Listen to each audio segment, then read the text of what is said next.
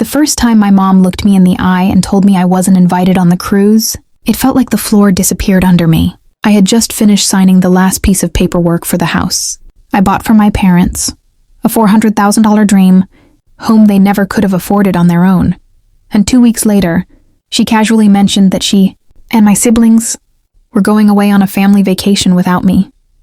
She said it so normally, like she was talking about the weather, like I was just some neighbor who wouldn't understand why I wasn't included. I remember sitting there staring at her, hearing the words echo in my head. Not invited, not part of it, not considered. All of it right after I had drained years of savings and sacrificed so much to give them security. So here's what I keep asking myself. And what I want to ask you, was I wrong for what I did next? Would you have reacted differently if you were in my place? Because I swear I still don't know whether what I did was justice, or whether it was just me finally breaking after years of pretending I was okay. It didn't start with the house. It started years before, when I was the forgotten one growing up. I'm the middle child, the responsible one, the one they never had to worry about, so they just didn't. My older brother could crash cars, fail classes, stay out all night, and my parents would move heaven and earth to protect him. My younger sister could throw tantrums, scream, demand, and somehow every rule bent around her. Meanwhile, I kept my head down, studied, worked, got scholarships, took jobs nobody else wanted. I thought that by being good, by staying quiet and strong, one day it would pay off. My parents used to tell me, "You're different. You'll take care of us one day." They meant it as a compliment, but it felt like a sentence. I moved out early, worked 2 jobs through college, went into tech, and finally started making real money. And the whole time, I pictured doing something huge for them, like a movie moment where I'd say, "This is for everything you did for me growing up." And they'd cry and finally see me. The house came up because my parents' old place was falling apart. Roof leaks, mold, bad wiring. I was scared they'd get hurt. They kept saying they'd fix it one day, but one day never came. I ran the numbers, talked to a realtor, and realized I could buy them something safe, clean, and beautiful if I was careful and didn't do anything stupid with money. It wasn't an investment for me. It wasn't meant to be some control thing. It was literally love.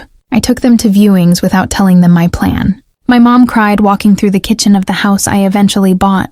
White cabinets, huge windows, quiet neighborhood. My dad kept opening and closing the back door like he didn't believe it worked. When I told them the house was theirs, mortgage covered and everything, they hugged me, said I was a blessing. And my mom said something that stuck in my head later. "You really know your place in this family." At the time, I thought she meant as the helper, the provider, the one they could lean on. I smiled and pretended that didn't sting. For the first few months, everything felt okay.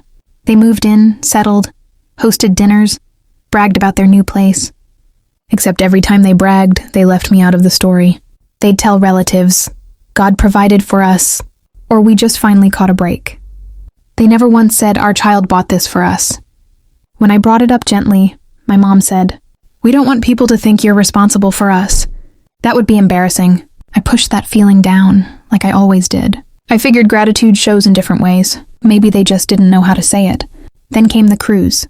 It started as another casual family chat at their dining table. My mom said excitedly, "We finally booked that cruise. 7 days, all-inclusive, leaving next month." I smiled and asked, "That's awesome. When do we sit down and plan?" She blinked like she didn't understand what I meant. Then she laughed. And then came the sentence that changed everything. "Oh, you're not coming. It's for the family." I thought she was joking. I actually laughed too. But she kept going, explaining how it was supposed to just be the 4 of us. Meaning her, my father, my brother, and my sister. I asked, "What am I then?" And she rolled her eyes like I was being dramatic. "You're busy. You have work. And honestly, you don't really like vacations anyway." The truth is, nobody had even asked me. Nobody checked my schedule. Nobody cared what I liked. I found out later that they had actually used my sister's birthday as an excuse, and my brother had kindly paid for the trip, which they made a huge deal about. They called him generous. They praised him nonstop. Meanwhile, the roof over their heads, the literal roof, came from me. And somehow that didn't count as generosity. I sat there, listening to them talk about excursions and shows and dinners without me, like I wasn't sitting in the same room. And it hit me. I wasn't family to them. Not really. I was their employee, their ATM, their safety net. Not someone to celebrate with, just someone to extract things from. I tried to talk to my mom calmly later. I said, "It hurt that you didn't think to include me." She sighed, annoyed, like a manager dealing with a difficult worker. "You're too sensitive. Be grateful we don't rely on you for more. Be grateful." That was the phrase. Be grateful I was excluded. Be grateful they didn't ask me for more money. Something inside me cracked.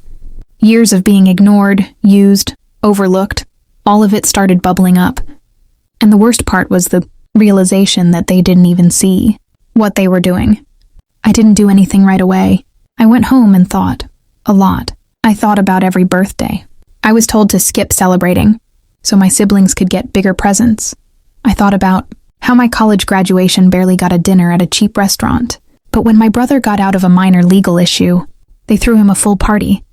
I thought about how they'd say, "You're independent. You don't need us," whenever I wanted emotional support, and then smile when they needed my money. And I thought about the deed to the house, my name alone, their forever home that I built on a foundation of love they never really gave back. So that's the situation I was in, and I had to make a choice. Before I tell you what happened next, I want you to pause for a second and really think about it. If you were in my shoes, if you had spent hundreds of thousands of dollars, years of work, sleepless nights, sacrifice, and only to be treated like a stranger, what would you have done? Would you let it go? Would you confront them? Would you take something back? I genuinely want to know, so tell me. What would you have done if you were me? What I did wasn't impulsive. I waited until they left for their cruise. I watched their social media posts pop up. My parents on the deck laughing. My siblings posing, captions like, "Best family trip ever." No mention of me. Not even a text saying, "Wish you were here." I kept staring at those images and knew, with a level of calm that almost scared me, that they had made their choice. They had chosen a version of family that didn't include me. So I decided I would stop acting like the invisible caregiver, who funds everything quietly. I called a realtor. I explained that I owned the property, that my parents were essentially occupying it, and I wanted to sell. He warned me this would be messy. He asked if I was sure. I said yes. While they sailed across the ocean, we listed the house. The market was still decent. We had interest quickly. By the time their ship docked back, we already had a solid offer. I waited until they came home, sunburned and happy, dragging suitcases into the living room. My mom hugged me at the door like nothing had happened. She launched into stories about buffets and shows. When she finally paused, I said quietly, "We need to talk." I told them I was selling the house. At first, they laughed again, like everything with me was some lighthearted joke. Then they realized I wasn't smiling. My dad's voice cracked as he asked, "Why?" My mom's face went from confused to furious in seconds. "You can't do that," she snapped. "This is our home." And I said words I had rehearsed in my head for days. "No, this is my house. I bought it out of love." But love goes both ways, and right now, I feel like a walking wallet, not your child. I listed everything. The cruise, the years of neglect, the way they erased me from their lives while using what I gave them. My mom tried to interrupt, calling me ungrateful. That word again, ungrateful. As if their bare, minimum presence outweighed everything I had done. I told them they had 3 months to figure things out. I wasn't throwing them onto the street, immediately. But I was done. The fight that followed was nuclear. My brother called me selfish. My sister called me dramatic. My mom cried, then screamed, then went silent in that cold way where she pretends she doesn't know me. My dad was the only one who actually looked ashamed. But even then he said nothing to defend me. They begged. They threatened. They tried guilt. "We're your parents. You owe us," I said. "I owed you as a child to respect you. As adults, we owe each other mutual respect." That's gone. They tried to spin it to extended family, too.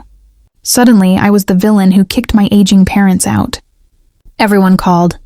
Everyone lectured, but none of them had offered to pay the mortgage. None of them had invited me on that cruise. The sale went through. They ended up moving into a smaller rental. They struggled, and I won't lie. Part of me hated watching that. I'm not heartless. These are still my parents. But there was another part of me, a wounded part that finally felt heard, even if it was through actions instead of words. I used some of the sale money to pay off my own debts and put the rest toward my future. Therapy, investments, a little traveling. Ironically, trips I finally enjoyed. I also went low contact. Not no contact, but very limited. Calls on holidays. Short, polite updates. No more bailing them out. No more being the backbone nobody sees. Over time, something changed. My dad was the first to reach out genuinely. He apologized, not perfectly, not fully, but enough to show he had thought about it.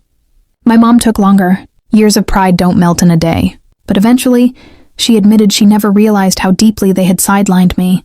She said she thought I didn't need inclusion because I seemed strong. I told her strength doesn't replace love. She cried again, this time different. Whether she truly understands, I still don't completely know. But I do know she doesn't take me for granted the same way anymore. Sometimes late at night, I wonder if I went too far. I wonder if selling the house was revenge or self-protection. I wonder if I should have tried harder to talk it out. Or if talking would have just led to more minimizing, more gaslighting, more be grateful. But then I remember that moment at the dining table, listening to them plan a family trip that somehow didn't include me, and I feel the old sting again. And I think, keeping that house would have kept me trapped in the exact role they'd carved out for me. The provider, the outsider, the invisible hand that holds everything up. Selling it forced everyone, including me, to confront the truth.